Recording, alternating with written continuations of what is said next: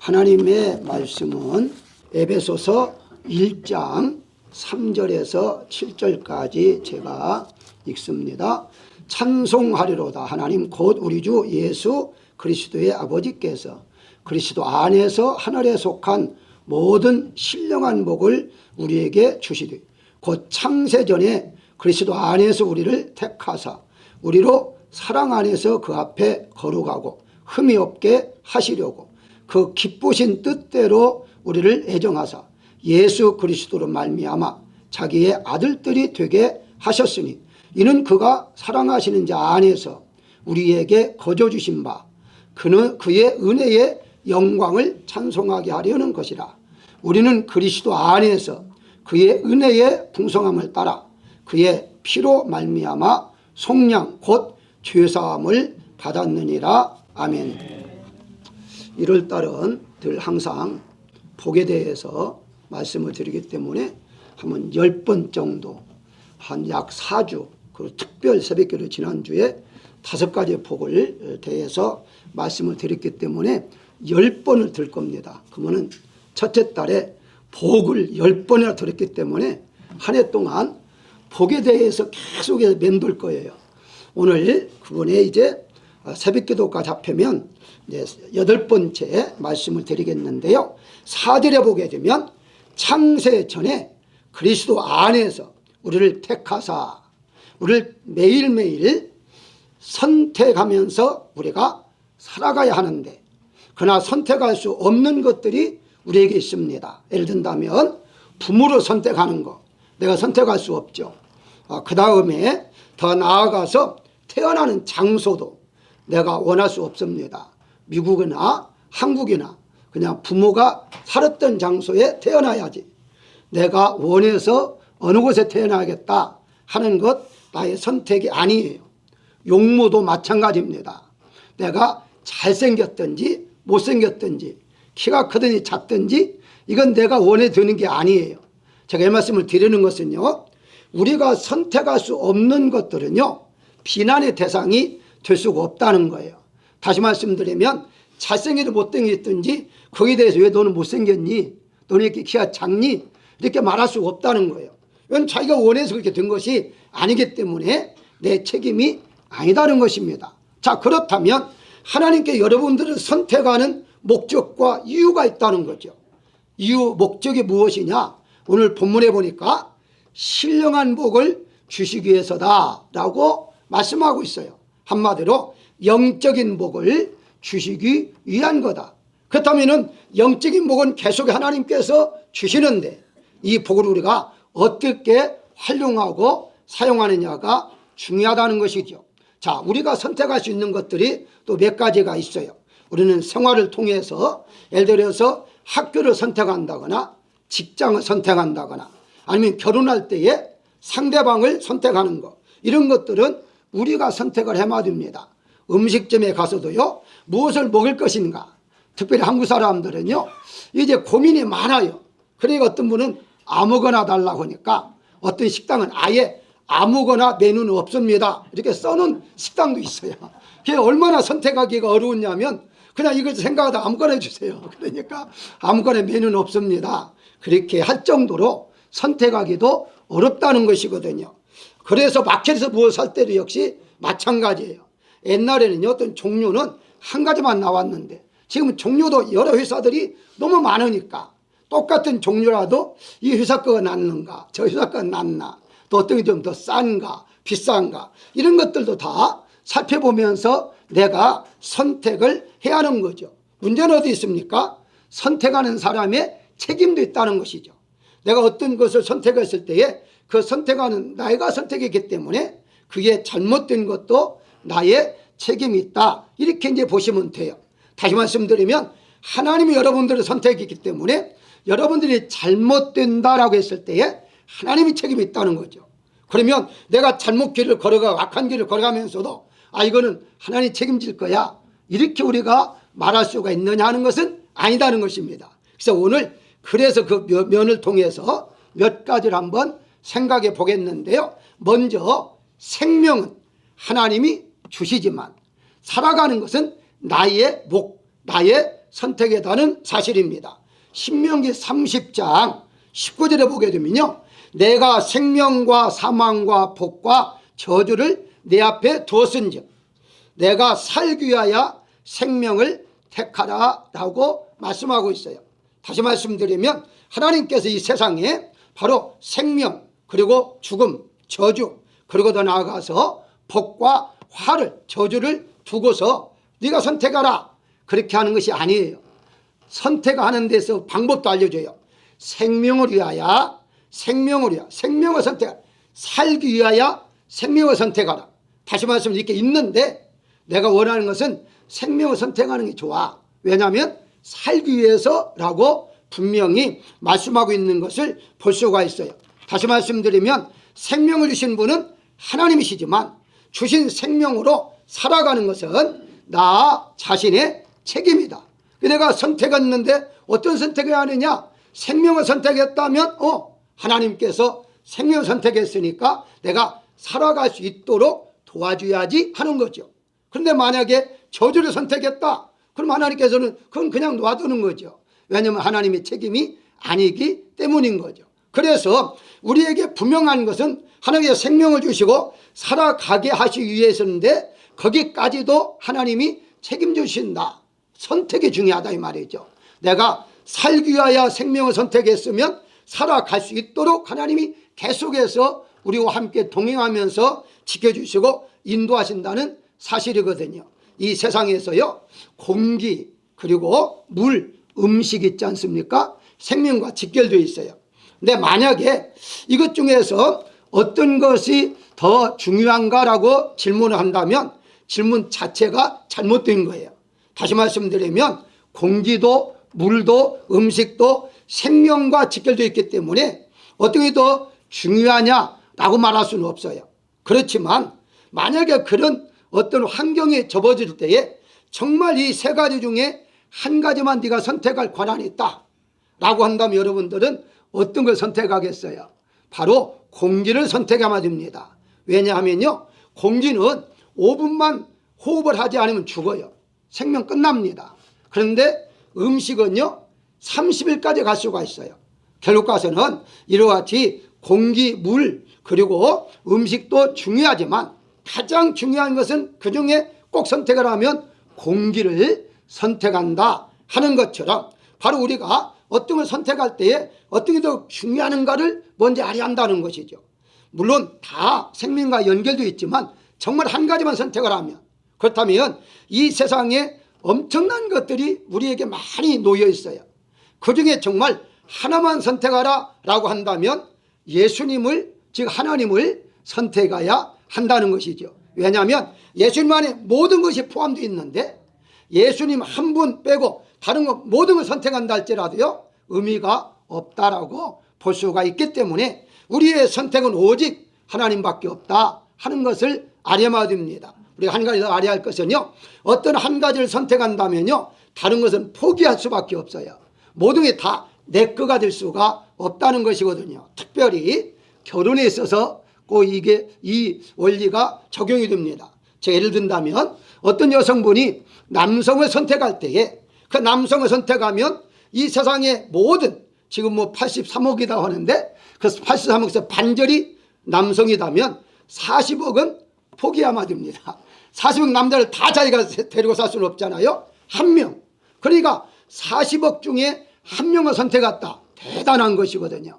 한 명을 위해서 나머지 40억이라는 남자들을 다 포기를 해야 해요. 역시 남자도 마찬가지예요. 남자가 한 여성을 선택할 때에 다른 많은 여성들을 포기를 해야 한다는 것이죠. 만약 그게 싫다면 결혼하지 않아야만 됩니다. 왜냐하면 결혼하면 포기를 해야만 되기 때문에. 마찬가지로 예수님을 선택했다면 다른 걸 다 포기를 해야만 됩니다. 그런데 반대로 이 세상 걸 다 포기했다고 하나님만 선택한다면 정말 세상을 다 포기해졌느냐? 그것이 아니다는 것이 성경의 원리인 거예요. 다시 말씀드리면 예수님을 포기하고 세상 걸 얻으면 그 사람은 다 포기하는 거예요. 얻어진 게 아니에요. 결국 와서는. 그런데 세상 걸 포기하고 예수님만 선택했는데 그러면 예수님만 계시하는데 예수님은 이 세상 거 다 예수님 거잖아요. 그래서 하나님은 네가 나를 선택했으니까 내 가족은 이 세상을 다 너에게 주겠다.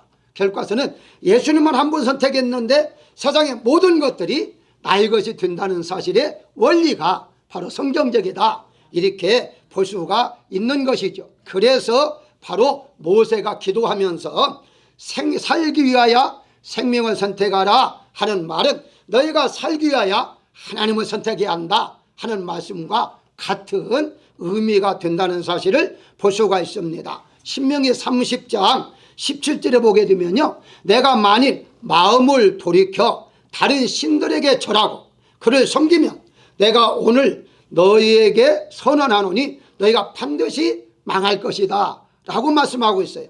제가 말씀드린 모든 것들이 포함되어 있어요.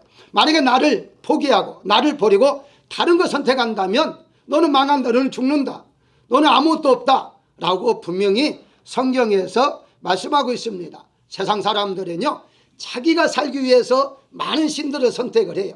그 세상 걸 선택을 해요. 그게 사는 방법인 줄 알지만 그게 성경에서는 어리석다는 거예요. 정말 네가 살기를 원하느냐? 그러면 하나님을 선택해야 한다. 근데 하나님을 선택한다 무슨 말이냐? 아니, 하나님 나를 선택했는데 어떻게 내가 선택할 수 있습니까? 하나님이 나를 선택했기 때문에 그 길을 아멘하고 따라가야 한다는 것이거든요. 그래서 믿음을 주시고 믿음대로 살도록 했다는 사실입니다. 여러분들은 세상 걸 포기하고 하나님이 선택한 거예요. 하나님 여러분들 선택했기 때문에 여러분은 거기에 순응한 거예요. 바로 순종한 거예요. 믿음으로 살아가는 거예요. 그렇다면 예수님만 선택한 것이 아니라 세상의 모든 것까지도 하나님께 필요할 때마다 허락하신다는 사실을 믿으시기를 주의 이름으로 축원합니다. 두 번째 생각할 것은 구원은 하나님이 주시지만 구원의 생활은 나의 선택이라는 사실을 알아야 하는 것입니다. 7절에 보게 되면요, 그의 피로 말미암아 속량 곧 죄사함을 받았느니라 라고 말을 해요. 여기에서 속량이라는 단어가 구속이라는 단어예요. 다른 말로 말하면 죄사함을 받았다는 뜻입니다. 우리를 선택하는 목적이 뭐예요? 구원받게 하기 위하여 속량, 죄사함을 주시기 위해서 우리를 선택했다라고 말씀하고 있어요. 그러면서 예수님께서 요한복음 15장 16절에서 너희가 나를 선택한 것이 아니라 내가 너희를 택하여 세웠다라고 분명히 말씀하고 있습니다. 하나님 여러분들을 태초부터 여기 오늘 본문 말씀대로 창세전에 선택한 것은 여러분들이 영생 주시기 위하여 영원히 살게 하기 위하여 선택하셨다는 거예요. 그 중에 이제 하나가 죄를 사해 줘야만이 영원히 살 수 있으니까 속량 구원을 위해서 선택을 하셨다는 것인데, 자 그렇다면 우리가 한번 예를 들어 보도록 하겠습니다. 하나님께서 아브라함을 선택하셨어요. 아브라함은 하나님의 뜻을 이루기 위해서 뭘 선택했습니까? 자기 옛날의 생활을 선택한 것이 아니라 하나님 원하시는 가나안 땅을 가는 가나안 땅에 살이할 것을 선택을 했어요. 하나님께서 아브라함을 선택했지만 그 아브라함에게 말씀하신 대로 아브라함이 그 길을 걸어가지 않았다면, 선택을 안 했다면, 다시 말씀드리면 고향을 선택하고 가나안 땅을 가지 않았다면 하나님의 선택은 아마 효과를 얻을 수 없어요. 물론 칼빈주 입장에서는요, 끝까지 나오게 하겠다라고 말씀합니다만은 보편적으로 얘기할 때에 그렇습니다. 하나님께 선택한 것을 그대로 내가 따를 때에 그 순종이라고 그래요. 따를 때 나도 그걸 선택할 때에 바로 그 선택의 역사가 나타날 수가 있는데요. 예를 들어서 한번 보실까요? 그 창세기 12장 5절에 보게 되면요, 이제 아브라함이 점점점 가나안 땅을 가다가 어떻게 마침내 가나안 땅에 들어갔더라라고 말을 하고 있어요. 그러니까는 이제 자기 고향에서 하란을 거쳐서 가나안 땅에 가기까지는 상당한 시간이 걸렸습니다만은 마침내 간 거예요. 그러니까 결국 가서는 아브라함이 가나안 땅을 선택해서 하나님 말씀대로 가나안 땅까지 간 것은 누구냐? 아브라함이라는 거예요. 하나님 어느 날 갑자기 자고 있는데 붕 뛰어가지고 바람에 의해서 날려가지고 가나안 땅까지 가게 한 것이 아니라 바로 자유의지를 통해서 네가 선택하라, 나는 너를 선택했는데 너도 나를 선택해라 해서 아브라함이 가나안 땅을 선택함으로 바로 거기까지 갈 수가 있었는데요. 자, 거기에서 또 하나의 한 번의 중대한 선택을 할 수밖에 없었어요. 같이 이렇게 잘 살다 보니까 여러분 알다시피 롯이라는 조카와 그 종들과 아브라함 종들이 서로 싸우기 시작했잖아요. 돈이 많아지니까 싸우기 시작한 거예요. 땅이 비좁으니까. 그래서 아브라함이 선택을 합니다. 창세기 13장 8절에 보게 되면 내가 좌하면, 좌라고 하니까 학생들이 이해를 못하더라고요. 이것은 왼쪽으로 가면 네가 왼쪽으로 가면 나는 오른쪽으로 갈 것이고, 네가 오른쪽으로 가면 나는 왼쪽으로 갈 것이다.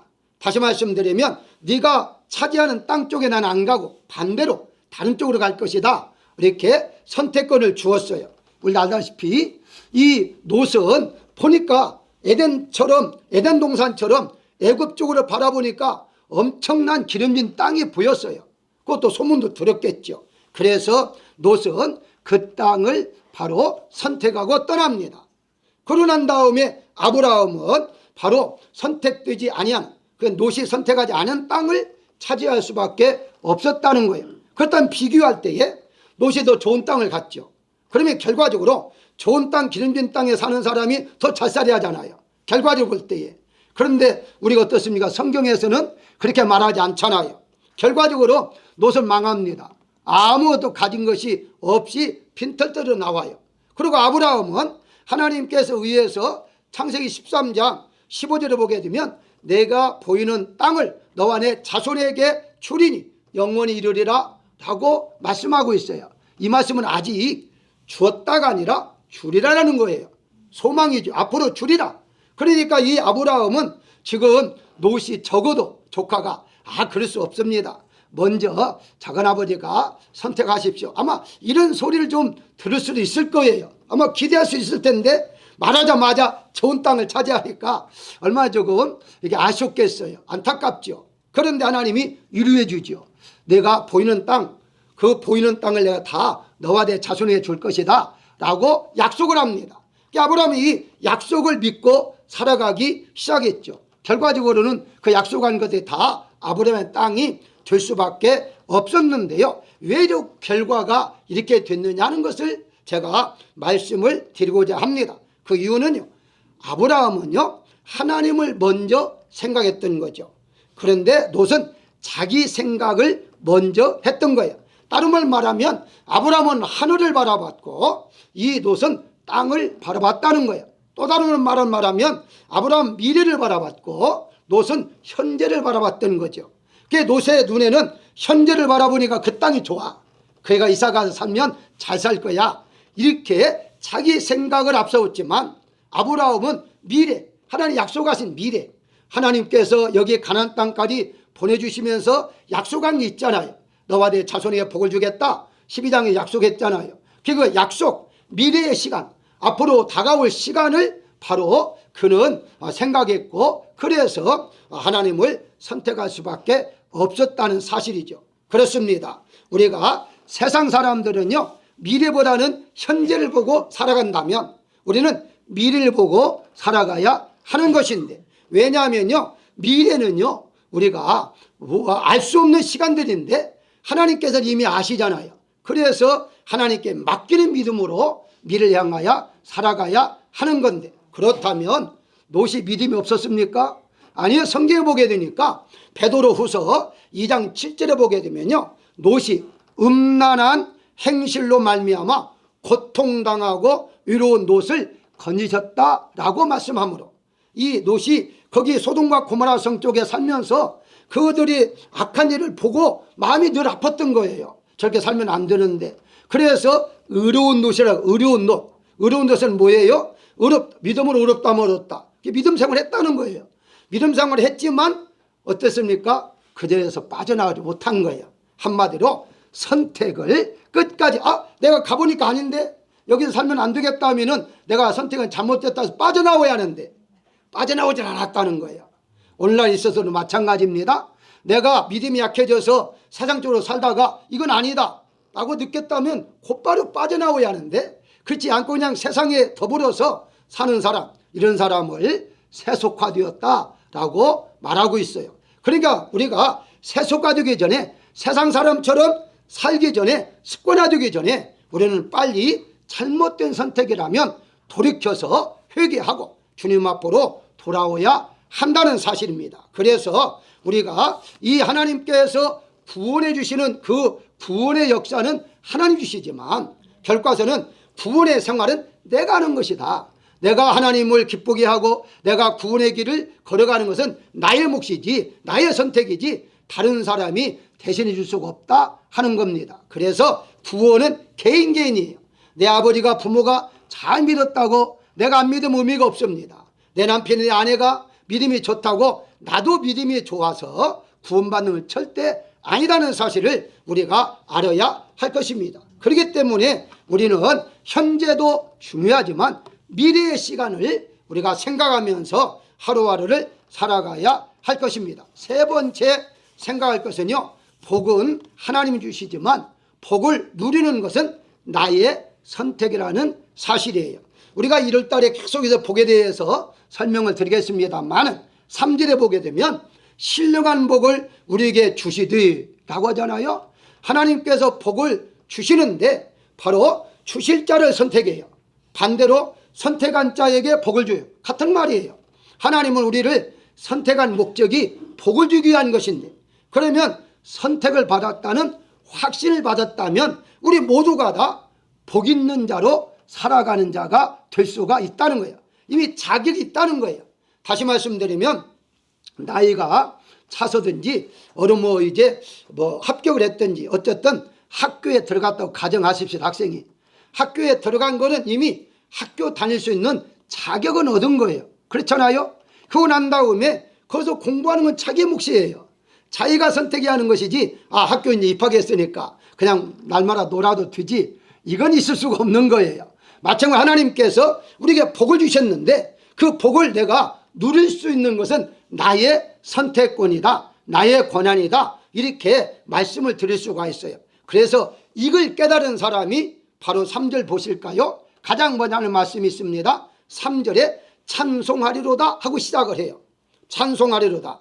이걸요 오늘날로 번역을 하게 되면 새 번역은 어떻게 번역했느냐, 찬송을 드립니다 라고 출발을 해요. 그러니까 먼저 감사합니다 하는 말과 같아요. 다른 말 말하면 영광을 돌립니다 라고 말하는 것과 같은 말이에요. 왜 그럴까요? 하나님 영광 받으십시오. 왜? 하나님 나에게 신령한 복을 주셨기 때문입니다 하는 말과 같은 거예요. 사랑하는 여러분들, 우리 기독교인들은요 어떤 일이든지 통곡으로 슬픔으로 고통으로 시작하는 종교가 절대 아니다는 거예요. 다른 것은요 힘들어서 무해서 그렇게 해요. 예를 들어서 여러분들이 정말 믿음이 좋다면 하루 아침에 일어났을 때 하나님 오늘 또 시간 주시니 감사합니다 하고 출발할 거예요. 근데 만약에 믿음이 떨어지면 어떻습니까? 오늘 어떻게 내가 살아가지? 아이고 어떻게 고통을 참지? 아이고 차라리 죽는 게 낫지 않아? 이렇게 생각할 수도 있다는 것이거든요. 그게 바로 신령한 복이 무엇인지를 모르는 사람들에서 입술에서 나오는 거예요. 불평과 불망이 나오는 것은 바로 그런 면에서 나온다는 사실이거든요. 신령한 복이란 뭐라고 했습니까? 다시 성경을 보실까요? 5절에 보면 아들 즉 자녀들이 되게 하시는 것, 이게 신령한 복이라고 그래요. 여러분은 하나님의 자녀로 삼았다는 거예요. 두 번째가 7절에 속량 곧 죄사함을 주신 것, 세 번째가 11절에 그 안에서 기업이 되게 하셨다. 하나님의 기업이 되게 하셨다. 네 번째 13절에 성령으로 인침을 받았다. 보증을 받았다. 하나님께 우리를 보호해 주시기 위해서 도장을 찍으셨다. 이 말이거든요. 이것을 신령한 복이라고 오늘 본문에서 말씀하고 있어요. 여러분 여기에서 공통점을 찾아볼까요? 공통점은 뭡니까? 다 하나님이 하셨다는 거예요. 하나님께 여러분들을 택할 뿐만 아니라 여러분을 지켜주시고 기업으로 삼고 성령 주시고 모든 것 필요한 것들을 다 주셨다라고 말씀하고 있어요. 이걸 복인데 그럼 이미 받았다면 우리가 그걸 활용해야 할 것 아닙니까? 만약에 예를 들어 보실까요? 내 호주머니에 100만 불 있다고 가정하십시다. 돈이 있는데도 더 이제 어떻게 돈을 쓸 수 있을 자리에 정말 급한 자리입니다. 돈을 쓰지 않으면 안 될 자리에 있으면 써야 할 것 아닙니까? 왜냐하면 쓰기 위해서 호주머니에 넣는 거 아니에요? 근데 만약에 있는데도 어떻게 할까 걱정하고 근심한다면 그건 안 되겠죠. 하나님이 여러분들에게 복을 주셨다면 그 하나님이 주심을 감사합니다. 찬송드립니다. 그러면서 하나님께 주시는 은혜 안에서 이 복을 누리면서 살아가야 한다는 것이죠. 바울은 계속해서 기뻐하라 기뻐하라고 그래요. 기뻐하는 것은 하나님의 뜻을 이루는데 하나가 들어가잖아요. 기뻐하는 것이 하나님 뜻을 이룬다고 했잖아요. 그러면 내가 다시 말하는 기뻐하라고 그래요. 왜 그렇게 말했을까요? 바울이 편안하게 살 때 그런 말 했습니까? 아니에요. 감옥에 있으면서 어려운 가운데 속에서 편지를 보내면서 기뻐하라 라고 말한 거예요. 그 고통 가운데 속에서도 바울이 기뻐할 수 있었던 것은 무엇일까요?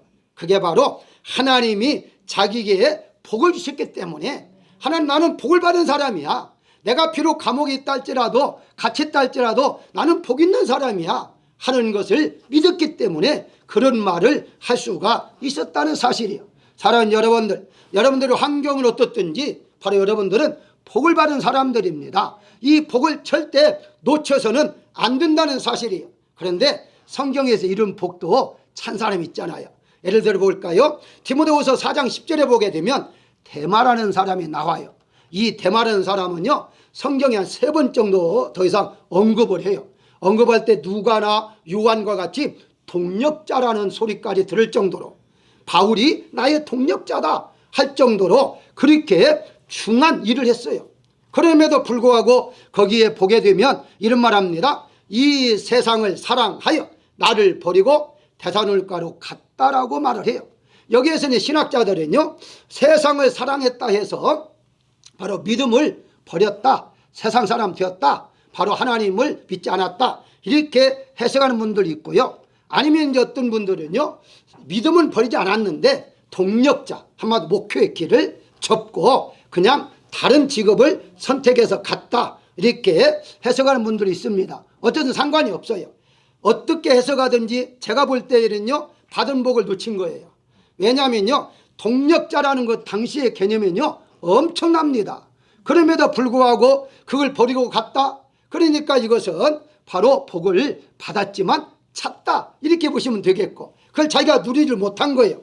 만약에 정말 예수님까지도 버렸다고 한다면요, 정말 불쌍한 사람 중에 불쌍한 거죠. 왜냐하면 지금도 예수 믿기가 어렵다고 하지만 당시 예수 믿는 거 정말 어렵습니다.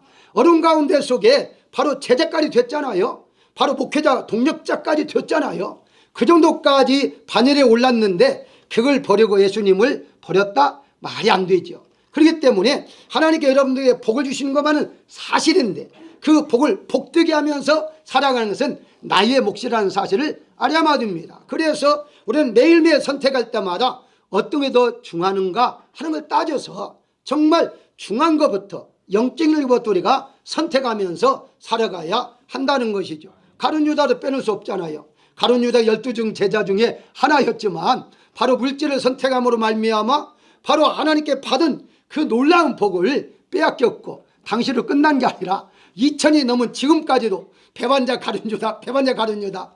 그러니 바로 얼마나 자자손손, 얼마나 아마 가룟 유다의 가족들이 만약에 살아있다 할지라도요, 성을 바꿨을 거예요. 왜냐하면은 계속 성을 내려왔다 그러면은 계속해서 지금까지도 네 조상이 예수님 팔았지, 이렇게 소리를 들을 것 아닙니까? 그 엄청나게 한 번의 선택이 엄청나게 그렇게 결과가 달라진다는 사실을 우리가 안다면 하나님 여러분들에게 올해 한 해 동안 복을 주셨습니다. 이 복을 누리고 사는 선택은 여러분이 있다는 사실을 꼭 믿으시기를 주의 이름으로 축원합니다. 마지막으로 하나 더 소개할 것은요, 시간은 하나님 주시지만 사용은 여러분들의 선택입니다. 올해 2023년도 시간, 하나님의 시간입니다. 그런데 이 시간을 바로 여러분들에게 하나님은 주셨다는 사실이에요. 그거 어떻게 증거할 수 있느냐? 아직 살아있잖아요. 지금 살아있기 때문에 주신 거예요. 만약 하나님 주셨다면 아마 작년부로 끝났을 거예요. 여기에 앉아 있을 수 없어요. 하나님께 앉아 있다는 것 자체가 하나님 올해 한 해 동안, 아니면 그 몇 년 더, 그렇게 하나님이 미래의 시간을 주셨다는 것인데 그 미래의 시간을 우리가 어떻게 사용할 것이냐 하는 것이 중요하다는 사실입니다. 그래서 우리가 다시 한번 아브라함을 살펴본다면, 아브라함은 하나님의 약속의 시간인 미래를 선택했잖아요. 미래, 앞으로 주실 것, 자녀도 없는데 주신다. 땅이 없는데 주신다는 거. 아무것도 없어 현재는. 그런데 주신다는 미래의 시간을 가지고 살아갔어요. 근데 롯은 현재만 바라보고 살았다는데 문제가 있었다는 것이거든요. 우리가 살아가는 과정 속에서도요, 바로 현재만 바라보고 살면요 답답해요. 아무리 행복한 사람이다 할지라도요, 행복은 길지를 않아요. 순간이고 며칠로 끝나요. 그러면 현재만 바라보면요 영원히 행복할 수 없어요. 그런데 미래를 바라보고 소망을 가지고 살아가는 사람은요 매일매일 행복할 수가 있어요. 그래서 옛날에 그런 말이 있잖아요. 일주일을, 한국은 일주일 다니니까 복권이, 일주일을 행복하게 살려면 복권을 사라 하는 말이 있어요. 왜냐하면 복권 사놓고 이게 당첨되면은 어떻게 사용하지? 얼마나 꿈을 꿔요 일주일 동안. 그러고 난 다음에 당첨이 안 되면 또 사야죠 바로. 그래 일주일 동안 또 행복하게 살 수가 있으니까. 어쨌든 예수님을 선택한다면요 영원한 우리가 행복을 누리며 살아갈 수가 있는 것인데, 미래의 시간을 우리가 보장을 받으려면 다른 거 없습니다. 하나님 주시는 시간을 내가 믿음으로 바라보면서 살아가야 한다는 것이죠. 그래서 우리에게 미래의 시간은 나에게 보장되지 않지만, 내가 보장할 수 없지만 믿음으로 하나님이 보장해 준다는 사실이에요. 우리 잘 아는 대로 잠언서 20장 24절에 보게 되면요, 사람이 어찌 자기의 길을 알 수 있겠느냐, 자기가 가는 길 모른다. 전도서 7장 14절에도 사람으로 장래를 능히 헤아리지 알지 못하게 하셨다. 아예 하나님 막았다는 거예요. 알 수 없도록 막았다는 거예요. 이게 전도에서 3번씩이나 나와요. 우리는 몰라요. 내일의 일을 모릅니다. 오늘 어떻게 될 줄을 몰라요. 하나님은 아세요. 왜냐하면 미래의 시간은 하나님의 시간이에요. 그렇다면 하나님 여러분들에게 2023년도에 시간을 주셨다면 우리는 그 믿음으로 받아들이고, 우리 한 해 동안 하나님께 나에게 주신 시간을 어떻게 내가 활용할까, 이런 생각을 우리가 해보아야 한다는 것인데, 사랑하는 여러분들, 이 하나님께서 여러분들에게 시간을 주었다면 어떻게 사용하겠어요? 미래를 주신 그 시간을 잘 활용하면서 살아가야 할 것입니다. 그게 바로 신령한 복을 받은 자이기 때문에 먼저 믿음의 선택이 중요해요. 믿음의 생활, 기도의 생활, 찬송의 생활, 감사의 생활, 이게 바로 먼저 선택할 일이다라고 볼 수가 있습니다. 한 말씀만 더 한다면요, 이 여러분들이 아는 나사로가 죽었잖아요. 예수님 앞에 빨리 와서 지금 나사로 우리 오빠가 죽어가니까 바로 오시라고 했는데, 아니 죽을 때까지 안 오셨잖아요. 그리고 예수님 왔어요. 이미 죽었어요. 그러니까 현세만 보았던 마르다와 마리아는요 원망 아닌 원망을 합니다. 어떻게 말하죠? 요한복음 11장 21절을 보게 되면 주께서 여기 계셨더라면 내 오빠가 죽지 아니하였겠나이다 라고 말을 해요. 예수님이 계시면 살 수 있다는 걸 알았어요. 그까지 믿었어요. 근데 죽은 자를 살리기까지는 믿지를 못했어요. 다시 말해서 우리가 하나님께서 어떤 걸 해줄 수 있어, 이것까지 믿는데 안 되는 걸 되고 불가능이 가능하고 없는 있게 하는 기적의 역사까지 믿음이 더 중요하다는 거예요. 우리가 현실적으로 믿는 건 누구나도 믿을 수 있어요. 그런데 할 수 없는 것도 하시는 분이 바로 하나님이시다 하는 것까지 우리는 믿어야 한다는 것이죠. 그렇기 때문에 올해 여러 가지 어렵고 힘든 일이 많다고 해요. 그래서 여기저기에서 불안한 소리들 많이 합니다. 그러나 우리는 누가 계십니까? 하나님 계시잖아요. 예수님 계시잖아요. 미래에 대한 시간을 가지고 있는 예수님이 계시기 때문에 우리는 예수님을 바라보면서 믿음으로 미래의 시간에 나에게 복을 주신 그 하나님이 나에게 시간을 주셨다면 그 시간을 통해서 나에게 더 역사할 것이라는까지도 믿어야 한다는 것입니다. 결론적으로 말씀을 드리면 인생을 살아감에 있어서 모든 것이 선택이다까지 말할 수가 있습니다. 친구를 선택하는 거, 학교를 선택하는 거, 전공 과목을 선택하는 거, 배우자, 내가 살 집, 오늘 여러분들이 무슨 옷을 입고 교회할 것인가 하는 것까지 선택하는 데 있어서 많이 망설이는 분은요 옷이 많았다는 거예요. 망설임이 없고 오는 분은요 옷이 적었어요. 그러니까 고를 시간이 없어요. 그런데 많이 그 옷을 고르는데 시간이 많다는 말은요 옷의 가지의 수가 많았다는 얘기거든요. 어쨌든 좋습니다. 선택을 해야 해요.